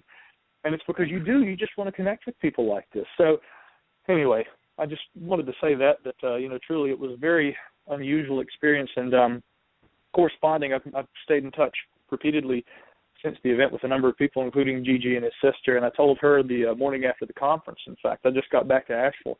And I said, I feel profoundly spiritual having come back from this event. And I can honestly say I've never felt that coming back from an event which is truly a blessing. Well, that's phenomenal. I love what you just said. I just want to interject in here that part of my vision is not only these conferences with people talking on, up at the podium, but doing some retreats, intensives with the smaller groups, so we can get to know each other, like it appears that you all were able to do at this conference. And I think that's where we could perhaps let down some of our barriers. I see, I've been watching this UFO phenomenon for 20 plus years, maybe closer to 30 years. And there seems to be a lot of ego and competition. And it's nicer when you have these smaller events where you can, I'd like us to check our egos at the door and come together as researchers and connect the dots and not be so set in our ways and afraid to open up to new information and ideas. And, instead of just jumping right away saying, no, that's impossible, you're wrong, and you're bad or whatever, just take it in and allow it to digest a little bit, maybe give it to your higher self when you sleep and allow some process.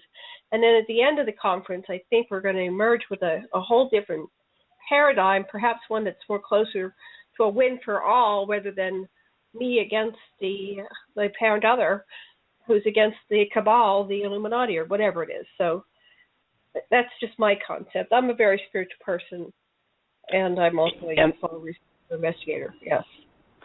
And I feel like that's exactly what happened. I mean, really, everybody left their ego at the door, and I think that's why it was so. I mean, you really just described it perfectly, actually.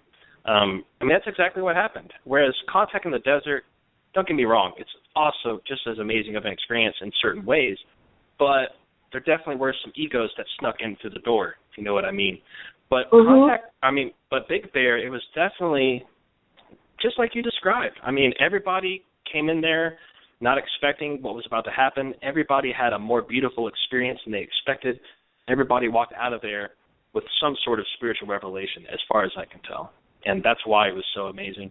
And that's why I would recommend anybody going to the next Big Bear event. And that was the first one they had, wasn't it? Was this last one? It is. Yeah, yes. Yeah, it was. Yeah, and also, Brian, I'll just say again, you just said everybody walked away with the feeling of having a spiritual reckoning or some sort of a revelation.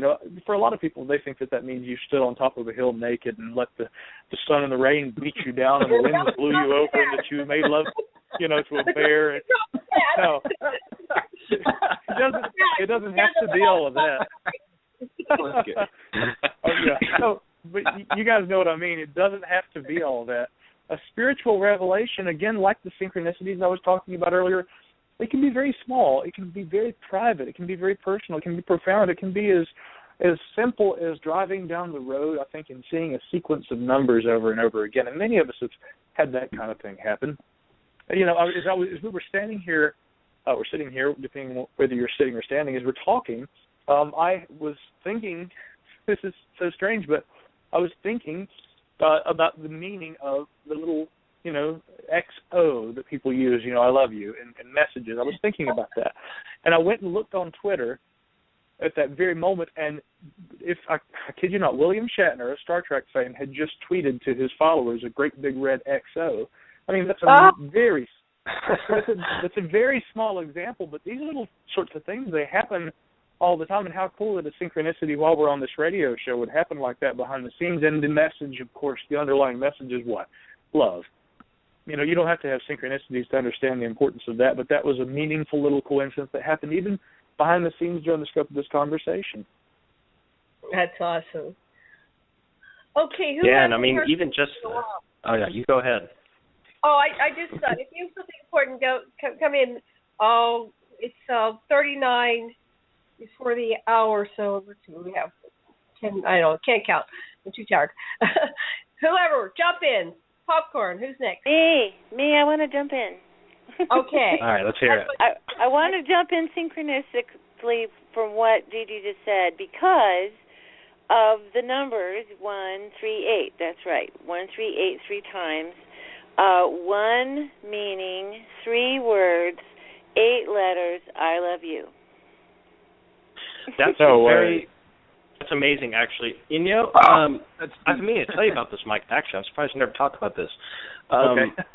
Yeah, my sister, Blair, she has, since she was quite younger, she had this whole theory of numbers, where if you saw 111, it meant something. If you saw 222, it meant something. If you saw 333, it meant something, all the way up to 9. And it turns out, we kind of looked into it a little further, and it turns out there's several different people out there that actually have very similar theories to the meanings of those numbers. And one of which I noticed, Micah, I'm not going to give out your phone number, but your number has a lot of 8s. And 8 is the one number that is not fully understood according to these theories, which makes perfect sense, if you might agree. Well, yeah, interesting. Yeah, interesting to say the least. But yeah, definitely, the 138 thing, definitely, that's the biggest needle that stuck in my brain from that event. And the other thing was, I was going to say, after John talked earlier, I mean, honestly, if I wouldn't have looked at the time, and if I were to have just gone upstairs and got ready for bed and all that, I probably wouldn't have even realized, it wasn't until I looked at the clock and I noticed it was 2.5, almost 3 hours later. And I sat there, I had to really sit and think to realize that I didn't remember the whole drive there. And that could have easily gone unnoticed. And part of that noticing was actually the 138. That was the first thing I noticed. Was I left the 138. When I got home, the first thing I see on my dashboard is 138, and that got me thinking. And I looked at the clock, and I saw it was 2.5 hours later. And quite a trip to say the least. But anyway, diverged too much off the topic. Yeah, my other thought would have been you should play those for lotto numbers. But because there you go. Well, what bigger message can you get? No, that was wonderful. I did want to kind of touch back, DG, on something you said earlier about finding the occult essence in the entertainment industry, because I've talked to people who come out of the entertainment industry, and also those are still connected. It's the same. It's like when you have a pyramid, the top of a pyramid, the tippy top that's actually got a point on it, is called a pyramidion. And what you find is that the pyramidion of industry, the pyramidion of the entertainment industry, of almost everything, is the same cabal of people. And pretty much the only way we're going to bring that down in essence is the energetic change from the pyramidic system to a Merkaba system where there's balance, And but I just want to say yet a lot of people have backed up what you're saying, and the fact that you got overstocked, or there's a number of things that can happen to you when you run into those people that are not pleasant. But these are some of the most, we say powerful and all that, but these are also some of the most fearful people, because it's fear or love, right? If you're not acting out of love, if you're stepping on people's face, then they're also the most fearful people. And what's interesting is they're just afraid of us all getting together and not being separate from one another. That's the fear. And it's happening. We are hooking up, just like you guys were talking about, at events and over the phone and on the Internet. We're hooking up and finding each other, and it does feel so much like family, because we're not alone anymore, So that's really good. I've been enjoying what all you've been saying. It's been great. Yeah, and really that's how I got so involved in that corporation, was because we related on a spiritual level first. It started off with our understanding of synchronicities and beyond and beyond. And that's really where the connection was. And honestly, that's really why they kind of let me into their circle of what's going on, was because they felt I had a grasp on that. But the other corporations that were not on our side of the table seemed to have a very, I guess from my perspective, I would describe as a distorted view on spirituality. And they had, like I said, they had very bizarre occult beliefs in spirituality. And that's a very fine common thread that I found between all the different corporations that interacted with us about the technology that we were dealing with. And it's to the point where it's clearly beyond coincidence. Like, you don't have to believe what I say or anything, but just telling you from one person to another, the higher up you get to know these people, the more common of a thread it is that they believe in these bizarre things, and it just makes you wonder, like, man, like, so people that are developing artificial intelligence believe in these bizarre things, which a part of what they believe, I'll just go ahead and say it. I mean, they genuinely believe that there is an alien race that lives underground, that have whole cities worth of underground taverns. Particularly, they believe under Los Angeles, and they claim that that's where a lot of their orders come from. It sounds like a fairy tale, but that is what these people, like, very seriously told me face to face, and just, it weirds you out in a sense. It also just makes you scratch your head in a sense. It's like, wow, whatever you think, something is going on there to where all of these people are thinking along those lines. You know what I mean? Well, let's go round with the four of us. So we got 15 minutes, or how many here? Yeah, and talk about that, because I actually have been to an underground installation, and so really, without coloring what everybody else is going to say, let's go around. What do you think? Are there domes? Are there inner Earth, hollow Earth cities with other species, other beings, advanced or more primitive? What do you guys think? Would anybody mind if I jump in on this? Yeah, listen, I got to tell you, we were going to talk about that. You go ahead. Well, let me just say, guys, I'll preface this by being very open and honest. Gigi and I have talked about this aspect of things quite a bit, and the reason it's interesting to me is twofold. The first being that we're talking about, again, a widespread, I think what, Gigi, you would probably effectively call an occult belief. Is that correct? Yeah, that's how I would publicly describe it, yes. Okay.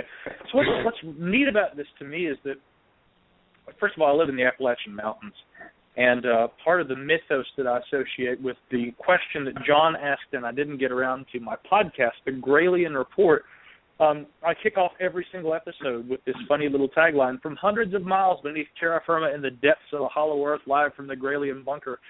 That's how I start off every program, which it taps completely into that hollow earth mythos. Now, let's look back a little bit further at this idea of a hollow earth.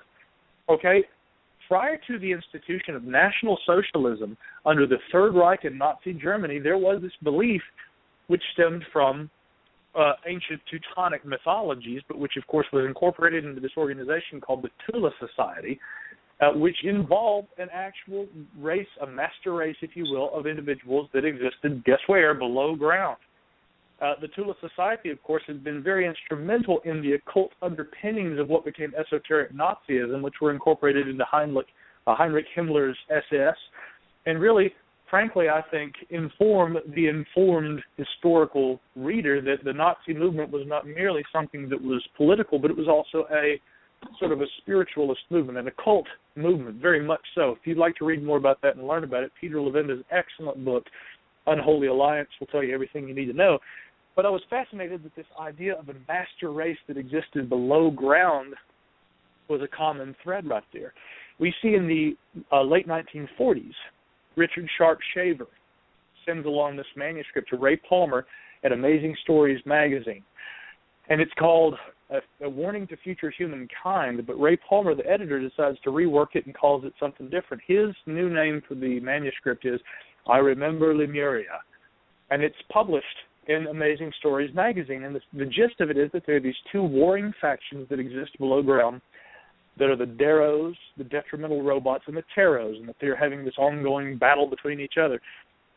Ray Palmer would ultimately come to believe that this was the true story, the backstory that would solve the UFO mystery. He didn't think that these unidentified flying objects were from outer space. He thought that they were from right here on Earth, but they were not our own, that there was some other intelligence here in our midst, which is funny because, again, when Gigi talks about this idea that there are secret underground cities, we hear this mythos spills over into the idea of underground bases. and locations here on Earth where maybe there's a certain intermingling between, humankind and whatever other race there is. There could be maybe a grain of truth to some of that. There may be absolutely none of it. It could be all what the media likes to weaponize in their usage of the term conspiracy theory, which I don't agree with. But however you look at it, it is very interesting to me that this is a recurring theme. And so much so that I've actually thought about writing a book, a comprehensive book that looks at all of the different ways that this mythos involving a underworld or a hollow earth or a subterranean intelligent component to all this actually fits into the modern mythos that involves the unexplained. So, I found it very unusual, although I wasn't surprised when Gigi said, and these people that I worked with, here's something funny that they believe. It's actually not as uncommon throughout history of occult ideology as one might think. Well, I don't think it's mutually exclusive. I think it can be all the above. There could be extraterrestrials and the hollow earth and under the earth civilizations. That's my opinion. Okay, someone else. Yeah.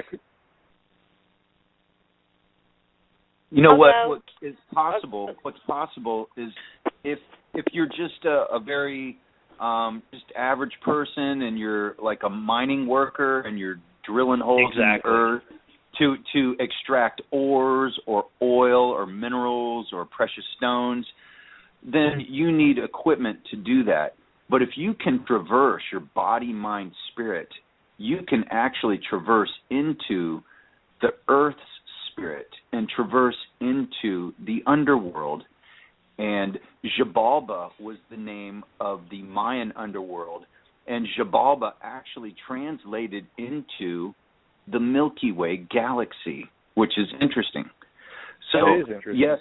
Yeah, so you go into the inner earth, and if you're kind of a three-dimensional earth plane being that doesn't really have ethereal thoughts, then you're just going to dig into a bunch of rocks and eventually hit the molten core of our planet.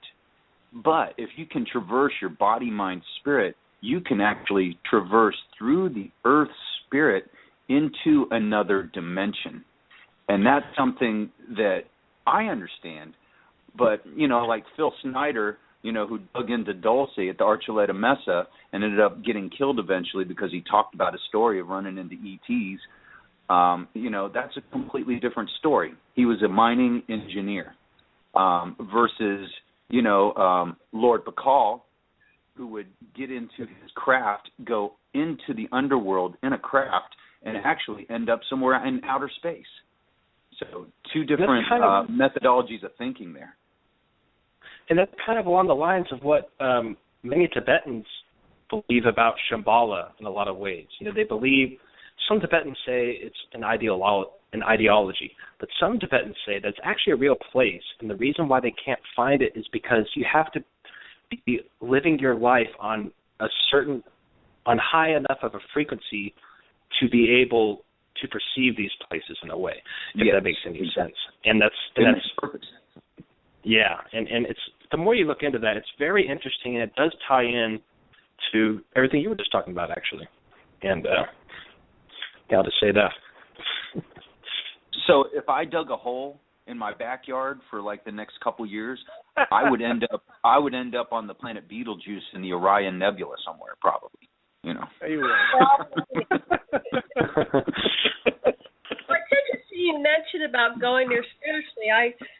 I would go to the underworld all the time. From the youngest age I can remember, from till I was in my 20s, and it's always been a mystery to me exactly what was going on, and was I there?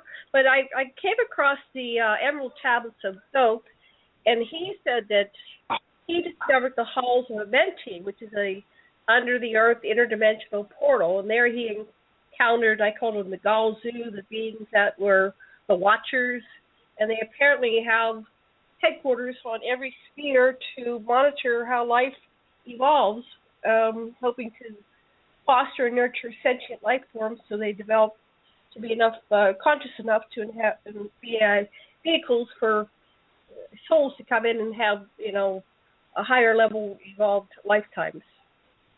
Exactly, and that's really what the Tibetan Shambhala is all about, is quite literally what you just said. And I think it's fascinating that those beliefs go back quite literally thousands of years, and that we're still talking about it today. You know what I mean? Mm-hmm. I'd like to jump in. Can I jump in? Sure, you can jump. We only have about 6 minutes, but go jump. Oh, I'll be real quick. My studies of hollow earth or underground facilities comes from being in the Lunar Anomaly Research Society, because there's considerable talk about the moon being a hollow or honeycombed object that has lots of underground stuff going on. Also, the Earth Anomaly Research Society, we talk about all the stories from the underground from all over the world. And I had gotten into studies from the older civilizations from the Black Sea, the Romanian folk tales and the Albanian people and their folk tales. And that's very interesting, because they even talk about their ancestors emerging from the earth. So they had an ancestor named Pelage, and that became the Pelagian Empire, which is something most Americans don't know much about. But they believe that they came from the stars, and that they came to the moon, and then they went from the underground in the moon to underground in the earth, and they emerged on the earth, which kind of makes sense if you're a colonist of a different type of race that's used to different type of environmental conditions. You can have control of your environment in an underground versus being on the surface. One factor is these people had very light skin, so they didn't do very well under our particular level and frequency of sunlight. But I want to tell you a couple of stories that I learned since I've been studying this. One was, I've not heard this yet talked about in America, but it was an incident in Romania, because they found all these underground caverns. And when they study geology, they have these dye packs that they put in hydrology. They're trying to find out, where does this tunnel go, this waterway, underground waterway go? And they put this dye pack into these caverns, and then they, of course, told all the hydrogeologists around, okay, watch for it, where's it going to come out? And it came out in California. Right. Yes. So I don't really believe there's a tunnel from Romania to California, but the idea that there might be a dimensional doorway between the two was amazing. And also there was a discovery by Peter Moon bringing Radu Cinnamar's material out about the underground caverns in the Bashigi Mountains, and supposedly there were 3 underground caverns. One went to Egypt, one went to Iran, and one went to Tibet. And so the Tibet connection seems to be about the underworld and the underground. And also in Turkey, the cities of Cappadocia, they had underground cities that could hold 20 to 30,000 people underground. And the Berber people, they have an underground system of tunnels as well. Also, I live in New Mexico, so I'm near Chaco Canyon. And again, there's the story of the ant people taking care of the native people there until after cataclysms, the surface was ready for them to live up there again, and so they were taught by the Kachina spirits how to live on Earth again, how to plant corn, how to find, know what the seasons were and everything. Okay. So this is a vast global story, and it's amazing. And we're running out of time. Yeah. Micah, go ahead. Tell us you can reach your website, and then go on to Gigi. Absolutely. MicahHanks.com. It's my name, M-I-C-A-H, kind of like the rock with an H, Hanks like the actor Tom. MicahHanks.com. You'll find everything. My podcast is The Gralien Report. That one's easy too. It's just GR and the word alien report.com. You can find that podcast on Stitcher and iTunes. We do a daily, every single day, no matter where I am in the world. I have the help of a wonderful group of people who helped me put together a daily news roundup that has to do with artificial intelligence, technology, news and current events, unexplained. I mean, all of these subjects are covered in a daily news roundup that's featured right there at GralienReport.com. So if you'd like to get news on all the kind of stuff we talked about tonight, you can get that at that website. And, of course, I'm all over the place. At any time, you can reach me, info@MicahHanks.com, by email. Also, do reach out. Also, follow me on Twitter @MicahHanks. You can reach me that way just as well, because that's what it's about, communicating, corresponding, interacting. Gigi, go for it, brother. Go for it, Gigi. Well, I guess initially, definitely check out Beyond the Strange. You can go to BeyondTheStrange.com, and we have links to all of our Twitter accounts and Facebook accounts and everything. Or if you guys are familiar with the Spreaker app, that's that's where all the action is at. That's where the chat room is at. So when we do our live shows on Sundays, you're going to want to tune into the Spreaker app. Just search for Beyond the Strange. We'll pop right up. And outside of that, we didn't quite get to it, but I do also co-own an e-juice company. It's called Ether Vape. That's AETHERVAPE.com. If you enter the promo code BSTRANGE, that's the letter B, the word strange, you will get 25% off your order. And outside of that, I guess that's it for me, really. Definitely check out Beyond the Strange. And like we said, John Polk will be on our show in April. Micah will be on the show before you know it. And, definitely check us out. And thanks again, Janet and Karen and John, for having us on. I really enjoyed getting to know you guys a little bit here, and hopefully we can do this again sometime. Oh, yes, and I want to talk to you about Spreaker, because I don't know how you get people to call in on Spreaker, but maybe we can give you that hint. And thank you very much, everybody, for coming on to Experiencers Network on Aquarian Radio at aquarianradio.com, and we'll be back tomorrow with the Alien Contact Organization. And we're trying to go 24/7 just like you are, at least 7 days a week, but we haven't gotten there yet. Thank you very much, everybody. Thank you, listeners, and thank you, John, Karen, Micah, Leslie, Brian, and Dave. And much love and blessings, and aloha. Thanks, everybody.